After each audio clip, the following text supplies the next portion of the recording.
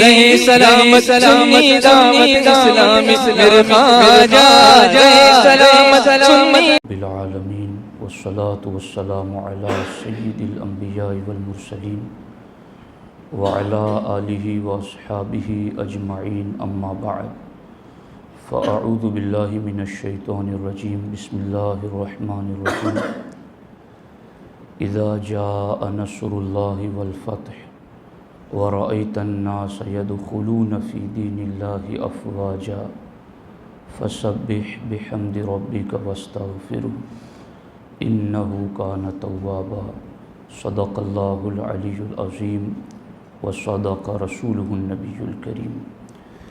انتہائی احترام و عقیدت کے ساتھ حضور سید المرسلین خاتم الانبیاء شفیع المذنبین رحمت للعالمین خاتم المعصومین راحت العاشقین صلی اللہ تعالی علیہ وآلہ واصحابہ وبارک وسلم کی بارگاہ میں اپنی غلامی کا ثبوت دیں اور جس طریقے سے میں پڑھا ہوں میرے ساتھ مل کر حضور دل کے ساتھ نذرانۂ محبت پیش کریں۔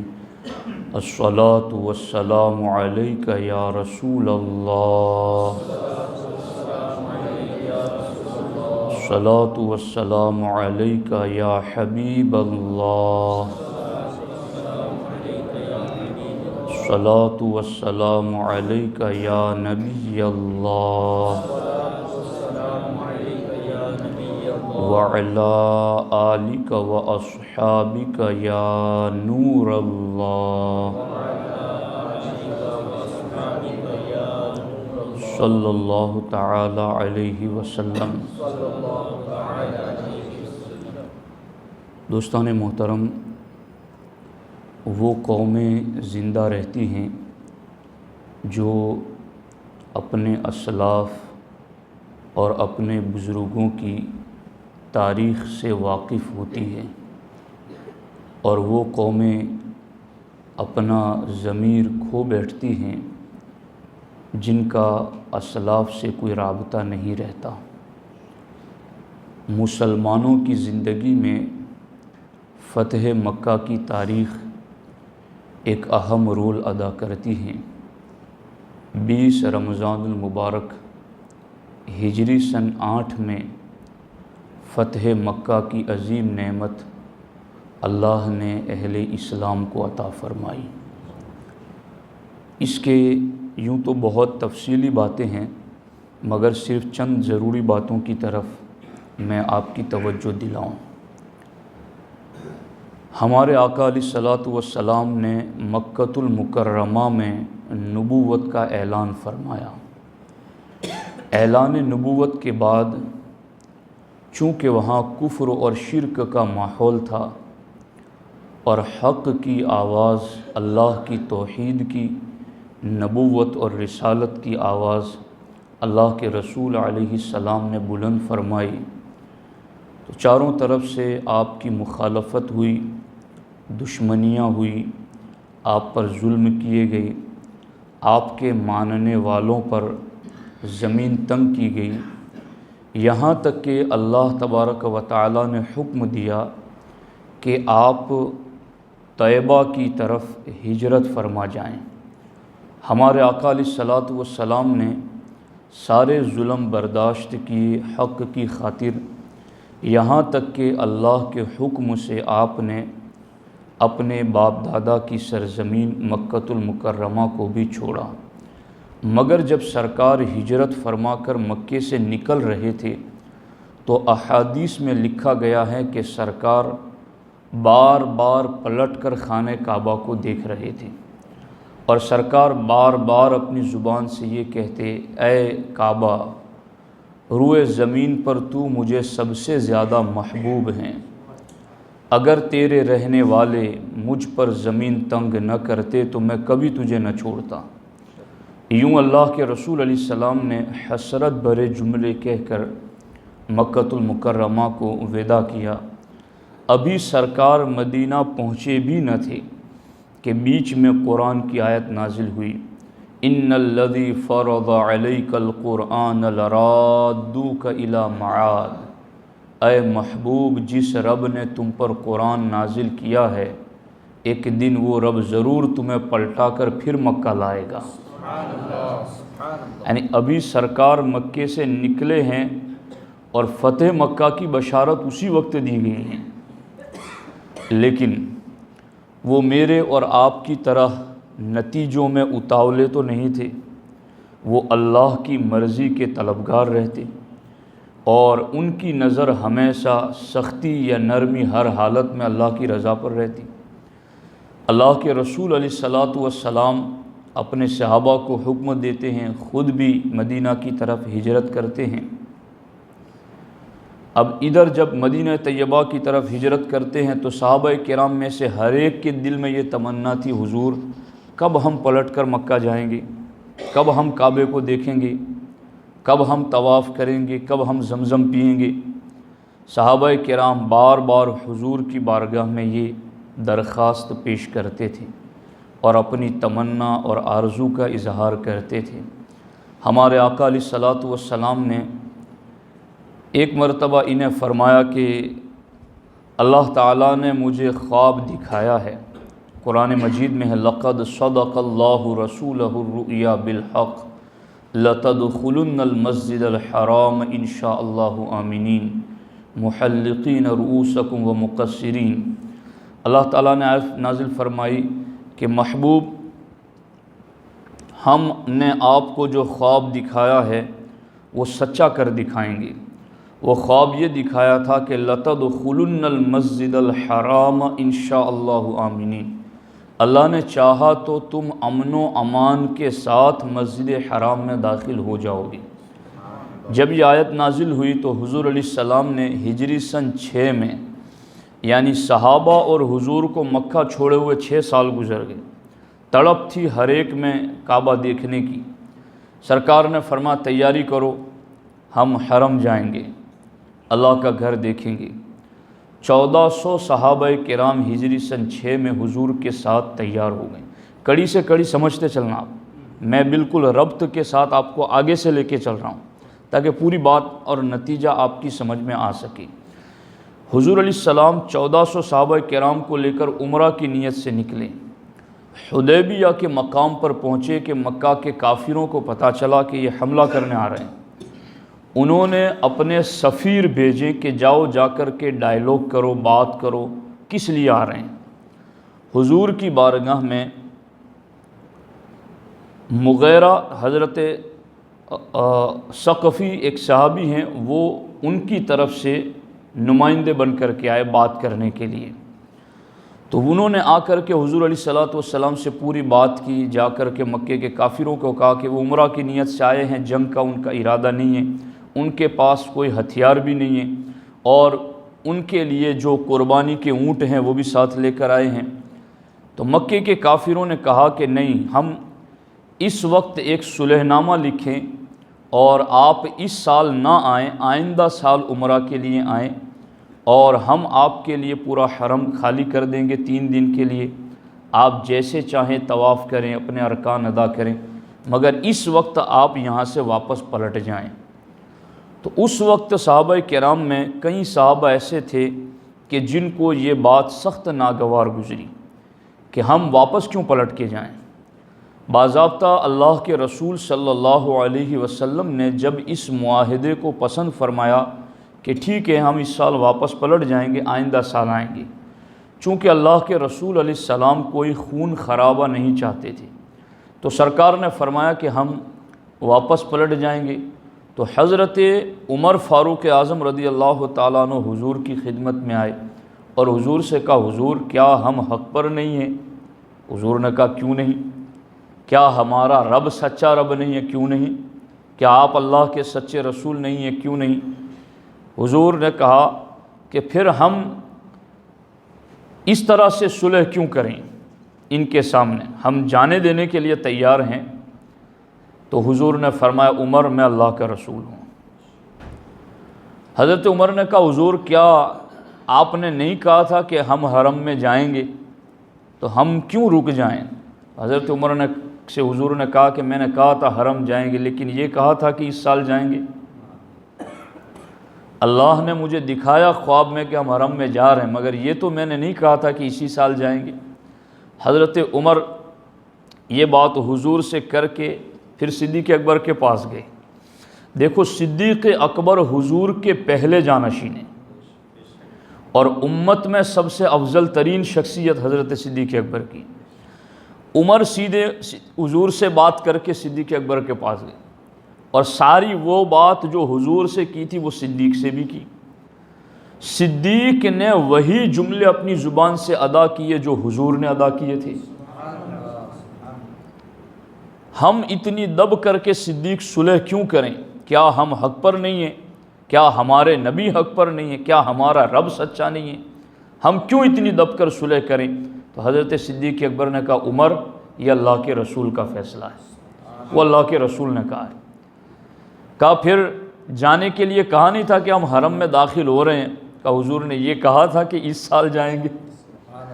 وہی بات جو حضور نے کہی وہی لفظ صدیق اکبر کی زبان سے ادا ہوئے۔ یعنی حضور کی صفات جمال و کمال کے کامل مظہر ہے صدیق اکبر،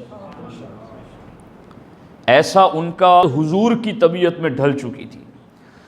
اب دیکھو پھر وہاں معاہدہ ہوا، ایک دستاویز قرار لکھا گیا۔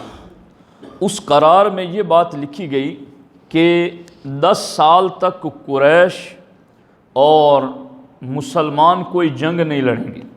کتنے سال تک؟ 10 سال تک کا معاہدہ۔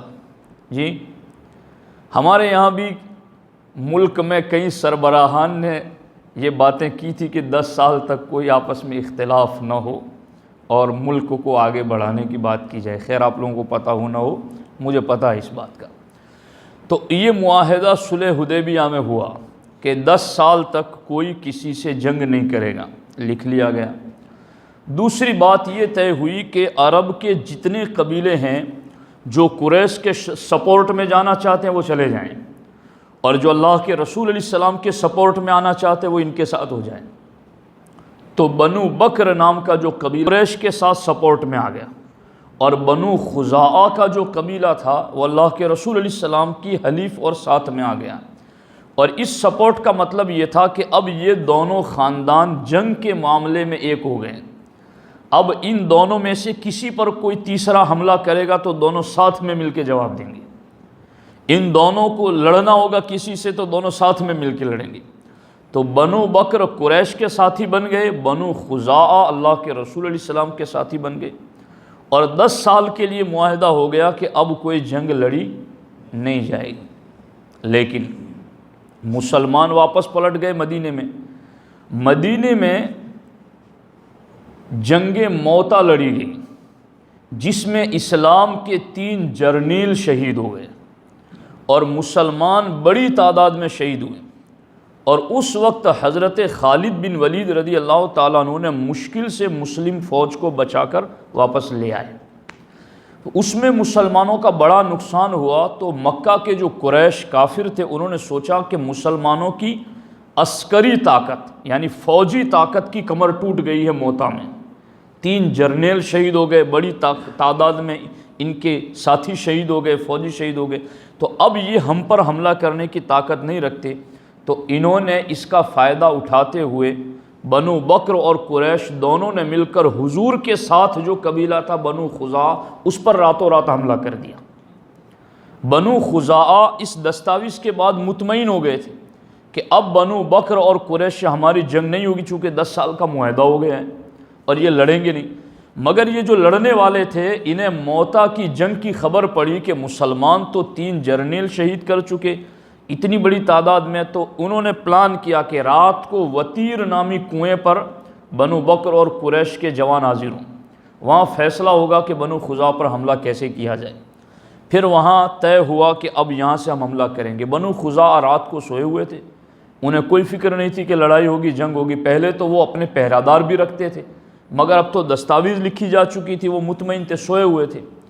انہوں نے ان پر حملہ کر دیا، راتوں رات حملہ کر دیا، تو بچے بوڑھے مریض بہت سارے شہید ہو گئے، قتل ہو گئے سب۔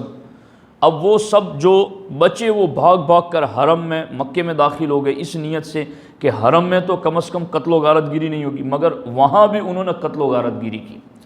یہاں تک کہ انہوں نے بنو خزاعہ نے جو حضور کے ساتھی تھے نا، انہوں نے وہاں سے مدد کے لیے پکارا، اے اللہ کے رسول صلی اللہ علیہ وسلم، آپ ہمارے ساتھی اور ہمارے مددگار بنے ہیں، تو اب یہ ہمارا مد مقابل ہم پر حملہ کر رہا ہے، تو آپ ہماری مدد کے لیے آؤ۔ اب مکہ سے مدینہ کتنا دور ہے جی؟ حضرت ام المومنین سیدہ ام سلمہ رضی اللہ تعالی عنہ فرماتی ہے، یا حضرت میمونہ فرماتی ہیں کہ حضور علیہ الصلوۃ والسلام اس وقت میرے گھر میں تشریف فرما تھے، اور حضور علیہ السلام رات کو تہجد کے وقت نماز کے لیے اٹھے، اور حضور وضو فرما رہے تھے، اور وضو کرتے کرتے حضور نے 3 مرتبہ فرمایا لبیک لبیک لبیک، نصرتا نصرتا نصرتا۔ حضرت ام المومنین نے بارگاہ رسالت میں عرض کیا، حضور کوئی بات کرنے والا نہیں ہے، کوئی مدد مانگنے والا نہیں ہے، آپ کس کی مدد کی بات کر رہے ہیں؟ چونکہ لبیک کا معنی ہے میں حاضر ہوں، میں حاضر ہوں، میں حاضر، نصرتا تمہاری مدد ہو چکی، تمہاری مدد ہو چکی، تمہاری مدد کے لیے میں آ گیا۔ تو ام المومنین نے پوچھا کہ حضور کس نے آپ کو فریاد مانگی اور آپ نے مدد کی؟ کس نے آپ کو پکارا اور آپ نے لبیک کہا؟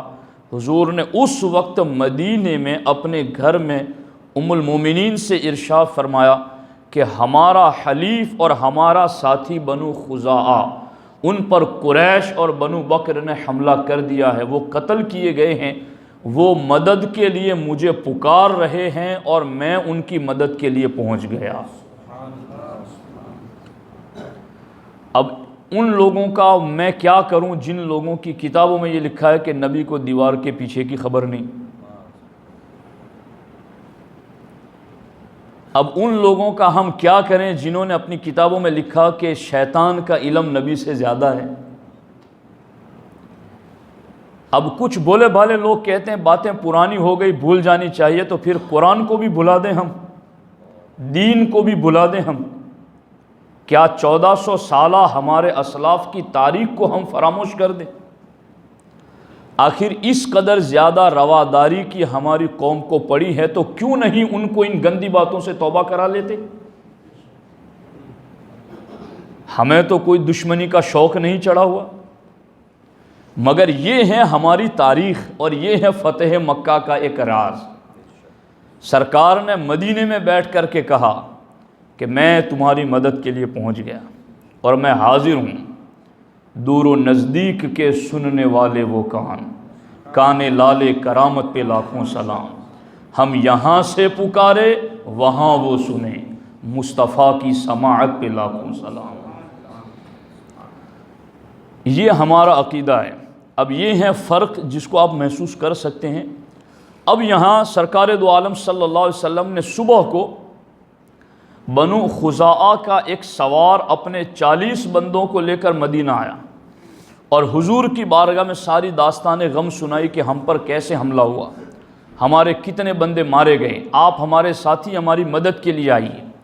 اللہ کے رسول علیہ السلام نے تو رات ہی میں مدد کا وعدہ کر دیا تھا کہ نصرتا تمہاری مدد کی جائے گی۔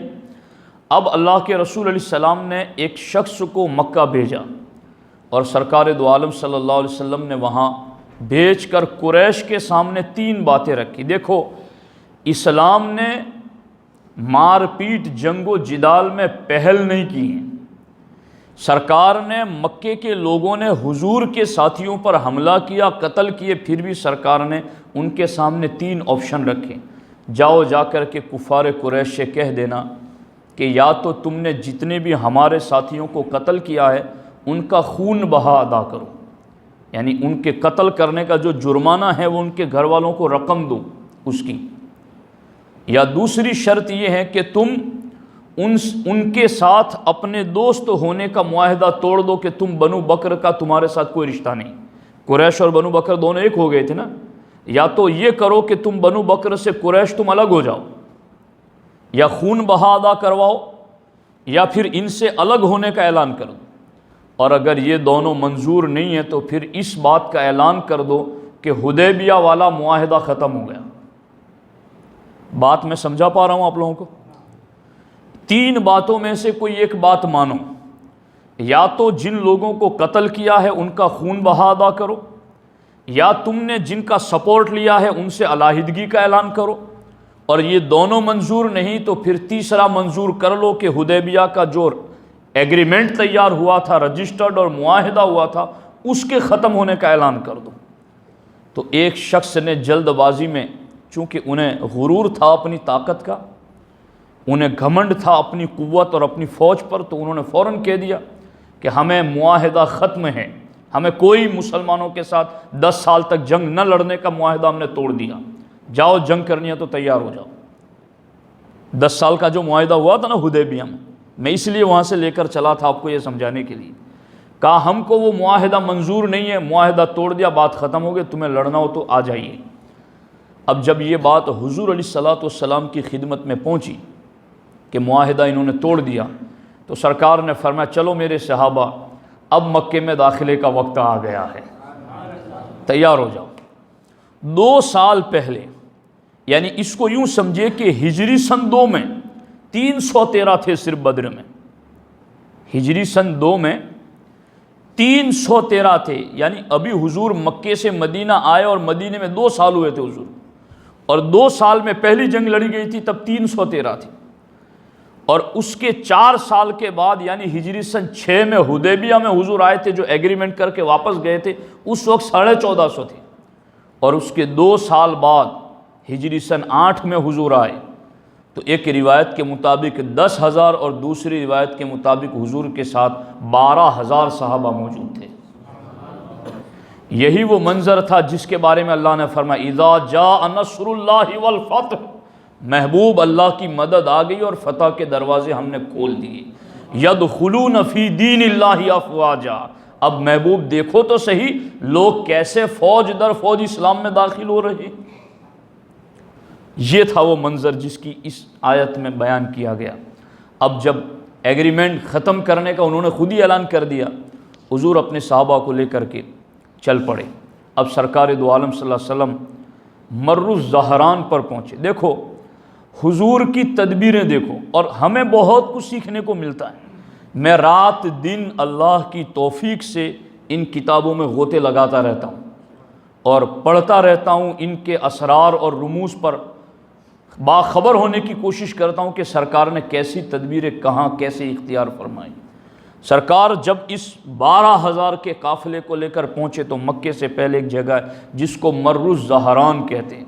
رات ہو گئی، سرکار نے فرمایا یہاں ٹھہر جاؤ، اور سرکار نے حکم دیا کہ جتنے بھی صحابہ ہیں تمام کے تمام صحابہ اپنے سونے والی جگہ کے آگے کچھ نہ کچھ آگ جلا دیں، چونکہ سرکار جانتے تھے مکے والوں کو پتہ چل چکا ہوگا، ان کے جاسوس ضرور ہمیں دیکھنے کے لیے آئیں گے، اندھیرے میں رات میں تو کیسے پتہ چلے گا ہم کتنے ہیں، اپنے ہر ٹھکانے کے آگے آگ جلا دو تاکہ دیکھنے والا دیکھے تو ہماری طاقت کا انہیں پتہ چل جائے، اور کم از کم ہمارے روب میں آ کر کے وہ جنگ کے لیے تیار نہ ہو اور قتل اور خونریزی نہ ہو سکے۔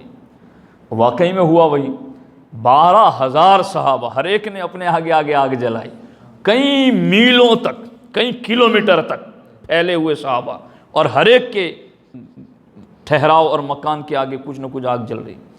ادھر مکے کے 3 جاسوس خبر گیری کے لیے آئے کہ دیکھیں کہ کیا ہو رہا ہے۔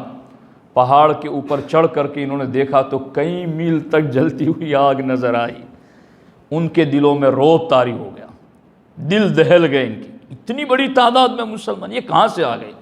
یہ تو 313 تھے تو بھی ہمارے ہزاروں پر غالب آ گئے تھے، ب تو یہ 12,000 ہیں، اتنی زیادہ آگ میلوں میں پھیلی ہوئی۔ خوف طاری ہوا۔ اللہ کے رسول علیہ الصلوۃ والسلام صبح کو چلے مکے میں، سرکار دو عالم صلی اللہ علیہ وسلم۔ اچھا یہاں ایک بات اور رہ گئی کہ یہ جو مکے کے کافروں نے معاہدہ توڑ دیا تھا نا، کہا تھا ہم نے توڑ دیا، ختم کر دیا، بات حضور کا قاصد تو یہ پیغام لے کر مدینے آ گیا، حضور کو پہنچا دیا، حضور انہوں نے معاہدہ ختم کرنے کا اعلان کر دیا۔ اب ان کے جب بڑے لوگ بیٹھے تو ان کو احساس ہوا کہ یہ ہم نے بڑی غلطی کر دی ہے، جلدی سے ہمیں معاہدہ کی تجدید کرا لینی چاہیے، باقی یہ ہم پر حملہ ہو جائے گا۔ تو فوراً انہوں نے اس وقت ابو سفیان کو، جو اس وقت ایمان نہیں لائے تھے، ان کو مدینے بھیجا کہ جاؤ تم جا کر کے صلح حدیبیہ کی تجدید کا معاہدہ کرا کے آؤ۔ تو اب ابو سفیان چلے تھے اور ان کی سگی بیٹی ام حبیبہ رضی اللہ تعالی عنہ، وہ حضور علیہ الصلوۃ والسلام کی بیوی تھی، ام المومنین تھی۔ تو انہوں نے اپنی بیوی سے اپنی بیٹی کو سالوں سے دیکھا نہیں تھا، تو سوچا کہ چلو مدینے میں جا رہا ہوں، بات تو حضور ہی سے کرنی ہے، تو کیوں نہ اپنی بیٹی سے پہلے ملاقات کر لوں جو گھر نبی ہی کا ہے۔ تو دیکھو یہاں پر ایمان اور عقیدے کے فرق کی وجہ سے برتاؤ میں فرق کتنا آتا ہے۔ میں آپ کو یہ چیز سمجھانا چاہتا ہوں کہ جس کا عقیدہ دوسرے سے میچ نہیں کرتا، کیا اس سے سلام کلام، خاطر رواداری، میل محبت مودت، کیا یہ چیزیں ہوتی ہیں؟ اوریجنل اصل اسلام ہے کیا؟ یہ فتح مکہ، ابو سفیان نے سوچا کہ میں اپنی بیٹی کے گھر جاؤں۔ ام حبیبہ ام المومنین رضی اللہ تعالیٰ عنہ نے دیکھا کہ میرا باپ آ رہا ہے، آتے ہوئے دیکھا ان کو، جیسے ہی قریب آیا تو ان کے باپ نے ام المومنین کے گھر میں حضور کے بستر پر بیٹھنا چاہا، تو ام المومنین نے وہ بستر لپیٹ دیا۔ تو باپ نے کہا کہ بیٹی میں تیرا باپ ہوں، کیا اتنے سالوں بعد تم نے مجھے دیکھا تو مجھے بھول گئی تھی؟ پہچاننے میں کوئی غلط فہمی ہوئی؟ کہا نہیں، پہچاننے میں غلط فہمی نہیں ہوئی، پہچان کر کے میں نے تمہارے لیے بستر سمیٹ دیا۔ تو اس وقت ابو سفیان نے کہا کہ میں اس بستر کے لائق نہیں، یا یہ بستر میرے لائق نہیں۔ تو اس وقت ام حبیبہ نے کہا یہ نبی کا پاک بستر ہے، اس پر کوئی مشرک پلید نہیں بیٹھ سکتا۔ اب یہ روایت کہاں، کس جنگل میں جا کے میں سناؤں؟ لوگ ہمیں کہتے ہیں کہ یہ زیادتی کرتا ہے۔ کیا دین ہم آدھا سنائیں آپ کو اور آدھا چھوڑ دیں؟ صحبتیں رنگ رکھتی ہیں، غلط صحبتیں غلط رنگ رکھتی ہیں، نیک صحبتیں نیک رنگ رکھتی ہیں۔ غور کیجیے اس پر۔ اب یہ سمیٹ دیا بستر، کہا میں نے تمہیں دیکھا، جانا، پہچانا، اور پہچان کر کے میں نے تمہیں بستر پر بیٹھنے کے لائق اور قابل نہیں سمجھا کہ یہ پاک بستر ہے نبی کا، تو میرا باپ ضرور ہے مگر تیرا میرا عقیدہ ایک نہیں ہے، اس لیے اب میرا تیرا برتاؤ اور سلوک بھی ایک نہیں ہے۔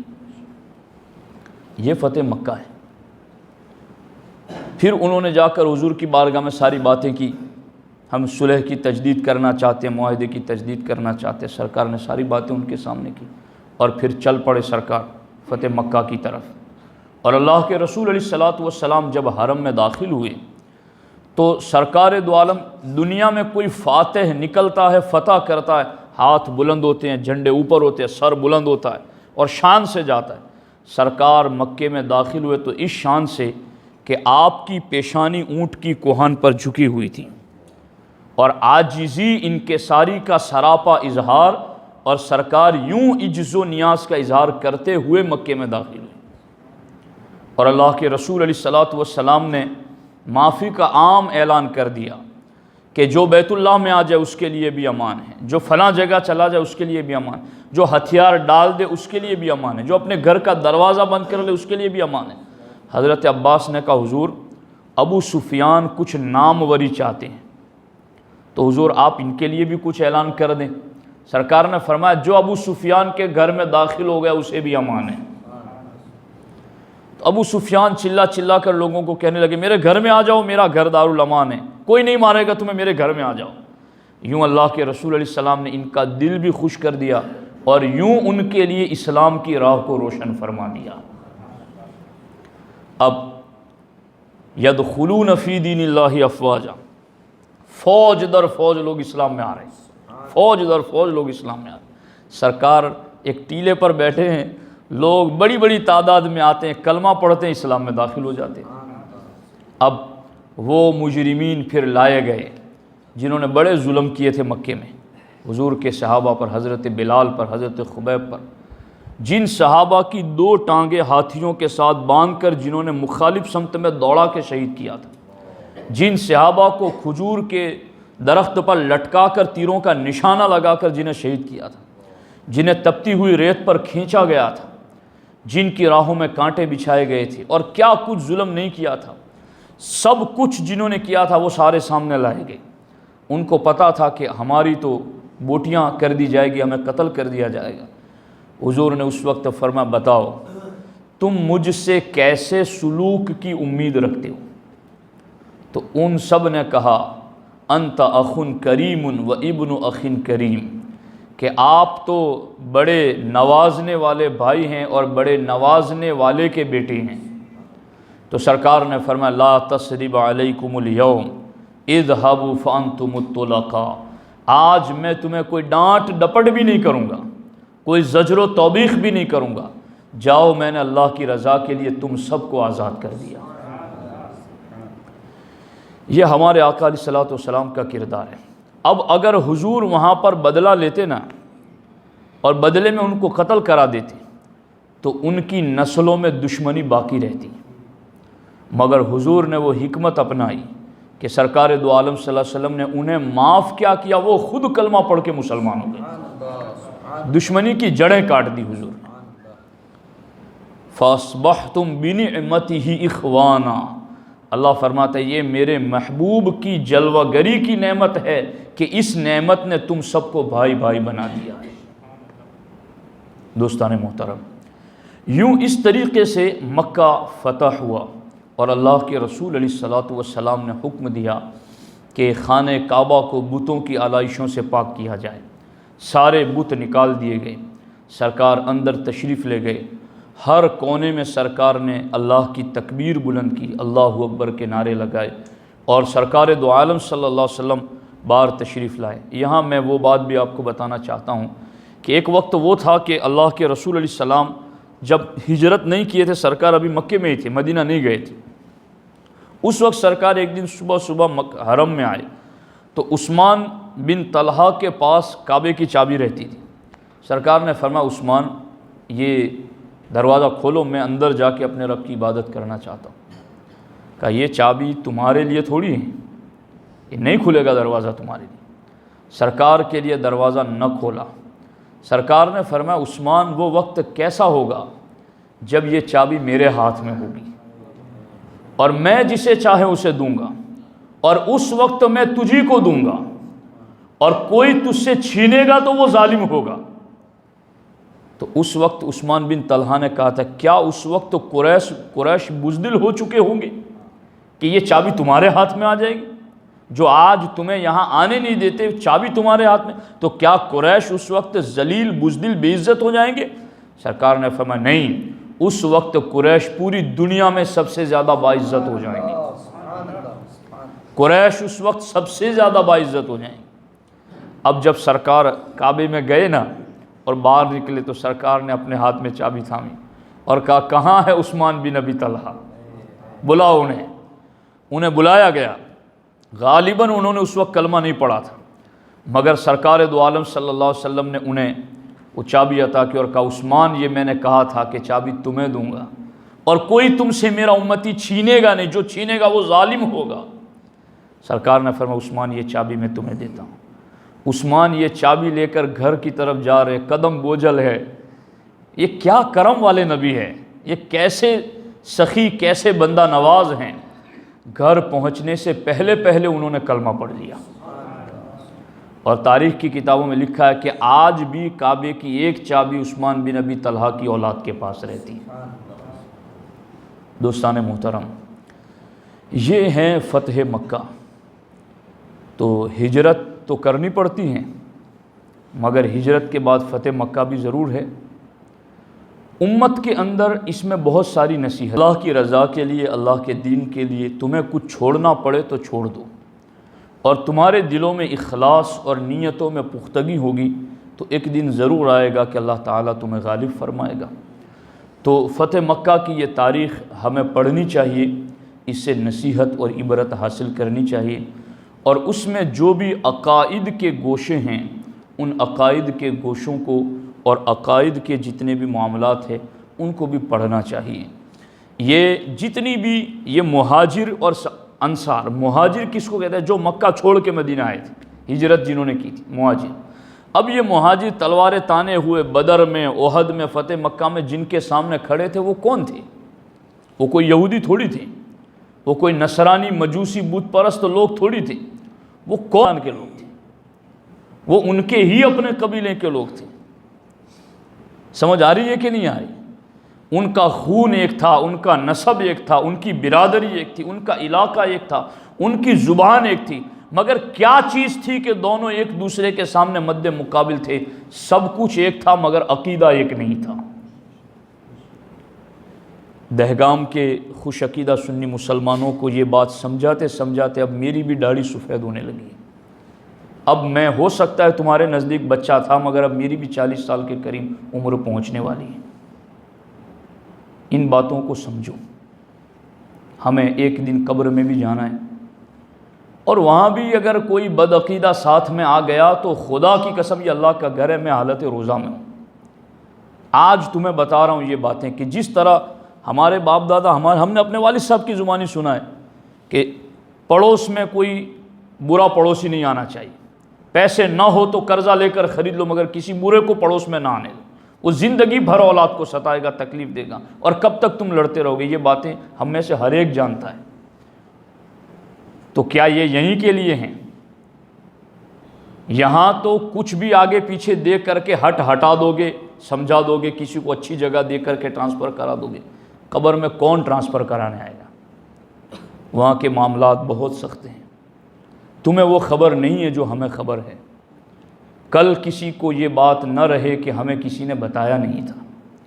یہ اللہ اور اللہ کے رسول کے فرامین ہیں، اس لیے ہماری محبت صرف اللہ رسول کی رضا کے لیے، اور ہماری دشمنی بھی صرف اللہ رسول کی رضا کے لیے۔ بدر و احد میں، فتح مکہ میں سارا کچھ ایک تھا مگر عقیدہ ایک نہیں تھا، اس لیے وہ ایک دوسرے کے مد مقابل تھے۔ ہم آپ کو جنگ کا تو حکم نہیں دیتے کہ لڑیں، تلواریں نکالیں، سوتیں، نہ ہم آپ کو اس طرح کی بات سکھاتے ہیں، لیکن کم از کم اپنے گھر کی 4 دیواری میں تو ہم اپنا عقیدہ محفوظ رکھ سکتے ہیں۔ اور کوئی یہ نہ سمجھے، ہمارے یہاں شیطان کا ایک وسوسہ یہ بھی ہے، میں بڑا کٹر ایمان والا ہوں، کسی سے مصافحہ کرنے سے میرا ایمان تھوڑی چلا جاتا ہے، کسی کے یہاں کھانے سے، اس کا ذبیحہ کھانے سے میرا ایمان تھوڑی کمزور ہو جاتا ہے۔ یہ باتیں اب کیا کہا جائے اس پر؟ صحبتیں اثر رکھتی ہیں، کہیں ایسا تو نہیں کہ مردار کھانے کی وجہ سے ہمارے دل مردہ ہو گئے۔ بہت ساری باتیں ہیں، سمجھنے کی ہیں، سمجھیے، ورنہ جس وقت میں یہاں مکتب میں پڑھتا تھا بدعقیدگی بہت تھوڑی تھی، آج نصف آدھا ہو چکی۔ اور یہ جو نسل ہمارے ابھی باپ کی عمر کے جو لوگ ہیں، یہ بہت پکے ایمان والے ہیں۔ یہ نسل چلی گئی تو ہمیں پتہ نہیں کہ ہماری آنے والی اولاد کا کیا ہوگا۔ ہمیں رشتے کرنے ہوں گے تو ہم کہاں کریں گے؟ ہم بیٹھیں گے تو کس کے پاس بیٹھیں گے؟ اس لیے یہ سارا ہمارا درد ہے جس کو آپ کو سمجھنا چاہیے، اور یہ ہماری اپنی نسلوں کے ایمان کی حفاظت کا معاملہ ہے۔ اس لیے دوستان محترم، اسلامی تاریخ کو پڑھیں، فتح مکہ کو پڑھیں۔ اللہ کریم کی بارگاہ میں دعا ہے، اللہ جل مجدہ الکریم مجھے آپ کو سب کو عقائد اہل سنت پر مضبوطی عطا فرمائیں، اور اللہ تبارک و تعالی ہمیں دین میں مضبوطی عطا فرمائیں۔ السلام علیکم ورحمۃ اللہ وبرکاتہ۔